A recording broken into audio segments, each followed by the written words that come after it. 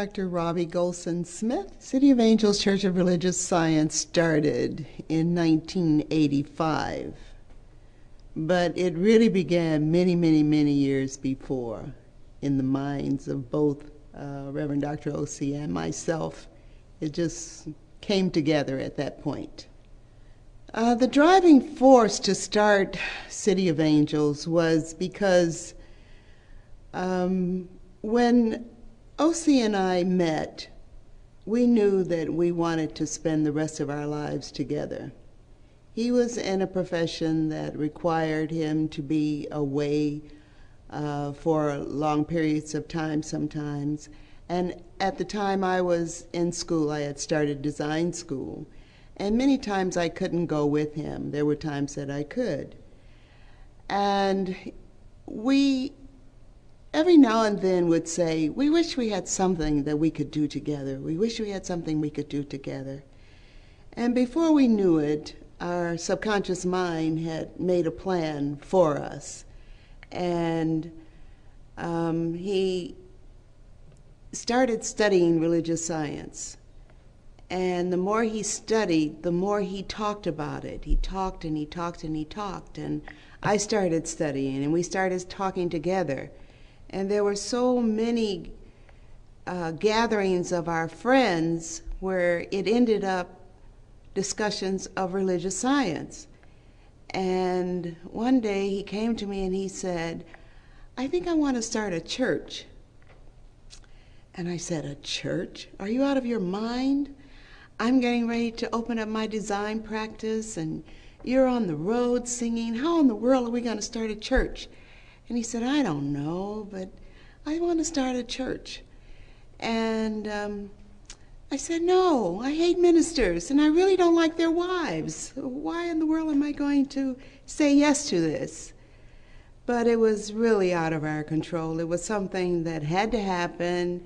He needed my business skill. He needed my artist background. He had the charisma and the knowledge to speak and to entertain, and us together just made really a very perfect pair for what it was to happen. And City of Angels began in 1985 at the Proud Bird restaurant in the Grand Ballroom, and just blossomed into something absolutely wonderful. In 1995, we moved into our new structure on Grosvenor. We bought our own building. We were kind of tired of paying rent, and our congregation was growing. At that point, we had 16,000 people on our mailing list and about 5,000 members. And we were having 2 services on Sunday and 1 on Wednesday night, and we had a huge children's Sunday school and teen group, and we had a ministerial school, and we just needed the space to expand and to grow, and we did. We bought a building and became the power that we are today.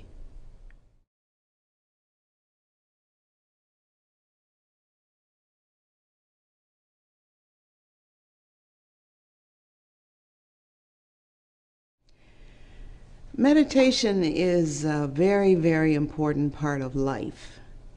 It is a form of going within yourself to find out who you are. People spend their lives looking for happiness, looking for joy, looking for peace and pleasure, and they look outside of themselves for it.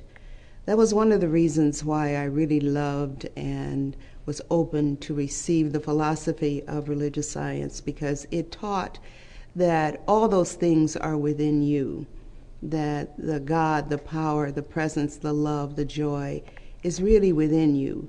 And how you come in contact with those things that you are looking so desperately for is through meditation and affirmations. The form of meditation that I use is not using a mantra or music or a guru or teaching or anything. It really has nothing to do with religion. It has to do with appreciating and respecting your breath and going deep within and listening to your own personal thoughts. Those thoughts that we don't listen to and that run rampant in our brains.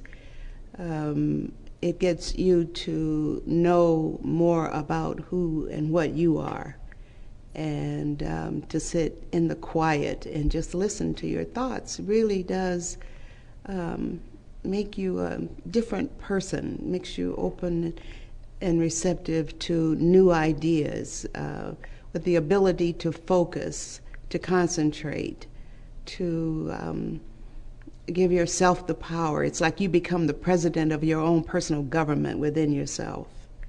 And so meditation is very, very important. I do it every day, and I suggest that everyone does.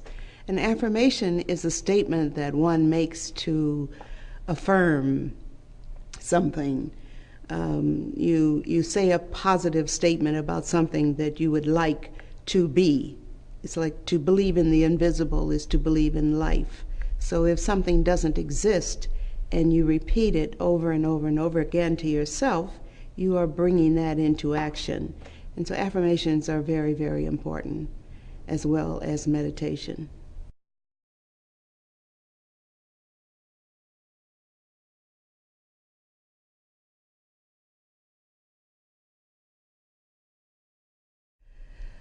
The scholarship program is what it is that we are focusing on at the moment.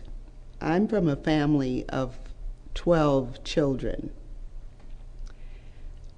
Education was a very, very important part of our upbringing. My mother and father, neither of them graduated from high school, but they learned and knew the importance of education and put it deep in our souls that it was important to get a college degree. So when O.C. and I started City of Angels and I became the director of the teen group, I too saw that it was my responsibility to not only encourage education in my family, but to encourage it with all the teens that I was to come in contact with. And we wanted to, we had a discussion one day and decided that we wanted to start a scholarship foundation. And we did. We started having activities and raising money, and people were giving, and it was wonderful, and we were supporting kids. And at first we were giving like $1,000 to students, but then it grew, and we were giving large sums of money, $15,000, $20,000. And the kids were becoming doctors, lawyers, and Indian chiefs, and really loving themselves and learning more about what it was to give and to receive, and the importance of knowing about themselves and life and travel and just expanding growth. So the Scholarship Foundation became the root of what it was that I wanted to develop within the church. While O.C. was working on the minds of their parents, I was working on the minds of the youth, and I continue that today. So it is a very, very important part of our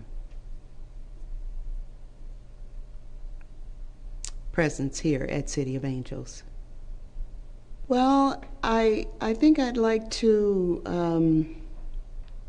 talk about something that really made me decide that I wanted to be a part of this thing called City of Angels. We traveled a lot in groups, and I went to Egypt 3 times. In one time, I went to museum of Egyptian art, and on the wall in the back of the museum was this beautiful, beautiful painting, and it had many, many characters on it, but they were all in line to go to this priest that was to judge whether or not they could go to heaven, whether their heart was as light as a feather. And the way that their heart got as light as a feather was they had released all of the anger. Their life was free. They had no negativity. There was no pain. There was no anger. There was no frustration, no fear. And that was how their heart would be able to measure the weight of a feather. And so I stood there and I looked at it, and I was so inspired by the idea that it made me realize it's not so important what happens to us after we die, whether we go to heaven or hell or whatever it is. What's really important is what we're doing in life right here, right now. And that my job was to get busy, making sure that not only did I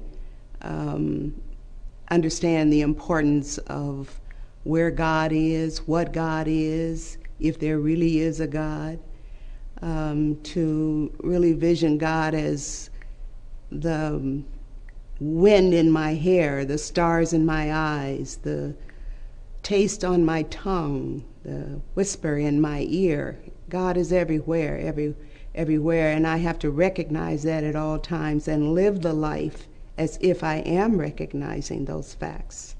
And so I felt that if I had that knowledge within me, those around me would also feel it and know that that is the truth about why and what we are doing here on this earth. It's to live, to love, and to give joy.